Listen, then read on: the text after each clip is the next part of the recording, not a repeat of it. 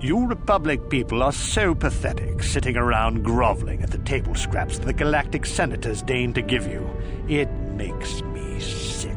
The senators work for the good of the whole galaxy, not for individual gain. Ha! Don't make me laugh, you gutless simp. It's the destiny of weak-minded fools like you to be ruled over by the strong, like we Sith. I'm warning you. Don't push me or you'll get just what you're asking for. Try it. Just try it. I'd love to see you throw the first punch. And with all the cameras around, the Selkath would be all over you inside of 30 seconds. You break their laws. You pay the price, Republic scum. But I can see that you're not man enough to back up your words anyway. If you ever feel like relieving yourself of your worthless existence, feel free to come by our enclave here. We have many, many ways to fulfill your wish.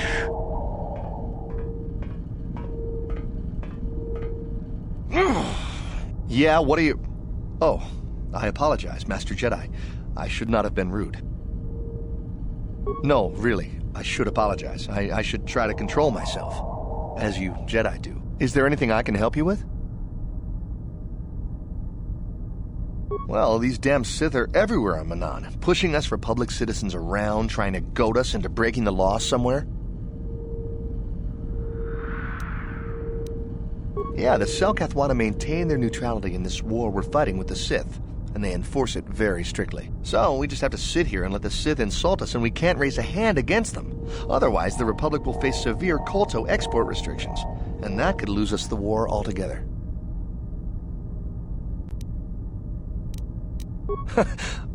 You're joking, right? I'm sorry, but everyone knows what kolto is. It's the most powerful healing agent in the galaxy.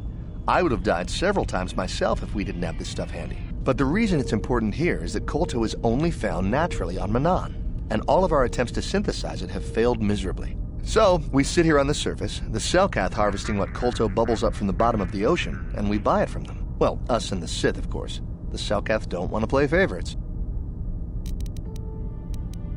The Selkath think that by staying neutral, they can play both sides, selling kolto to everyone that needs it, and making themselves too valuable to be worth conquering. Well, that, and they threaten to destroy the only natural source of kolto on the planet if anyone tries to attack them. But I think they're underestimating the length the Sith will go to get what they want.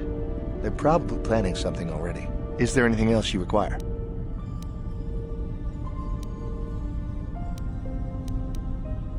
A star map? Like an ancient artifact or something? No, I'm sorry, I've never heard of it. Is there anything else I can do for you? Of course. If you have any other questions, you should probably see Roland Wan. He's the Republic diplomat here. He's by the Republic Enclave near the visitor residences. Oh, if you don't know where that is, go north from here, then south past the port official in the first courtyard, east into the second courtyard, then north, then east again. You got that? Have a pleasant stay, Master Jedi.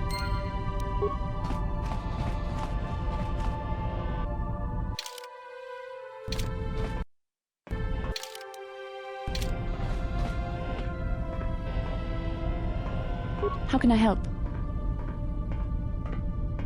Yes, I suppose I can understand your curiosity, given the bond that connects us.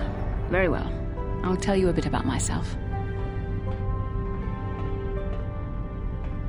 I was found to be strong with the Force at a young age, as most Padawans are. As a girl, I was given to the Order to be trained. When I joined the Order, I left my family on Tal Ravan, as all Padawans do. My family is still there, the last that I heard. I've had little contact with them, as it is discouraged. Relationships with family members are fraught with powerful emotions. Such extremes are to be avoided. Anger and hate are the worst, but even love can lead to folly. Emotional entanglements can be dangerous. They can impair rational thought. They can lead to outbursts of uncontrolled emotion. A Jedi must be above such things.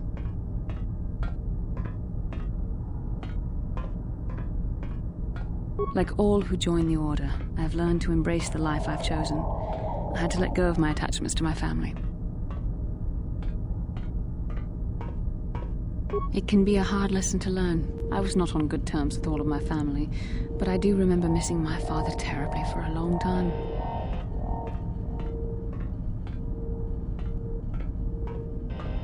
I was not on good terms with my mother. I I was only a little girl when I left, but I was old enough to resent her and the way she treated my father.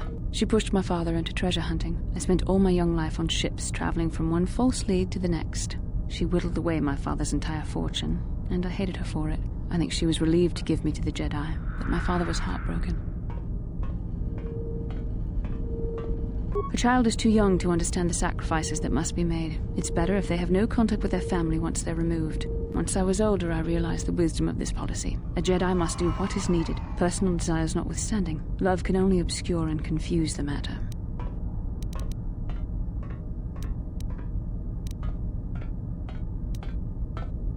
Even a Jedi cannot always control the feelings of the heart. We must do our best to guard against it, no matter what the cost. But some sacrifices are harder than others.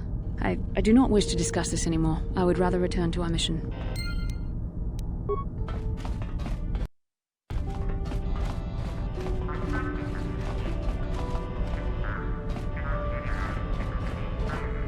Yeah, I can't talk now. I've got to get this culto loaded up before my shift is over.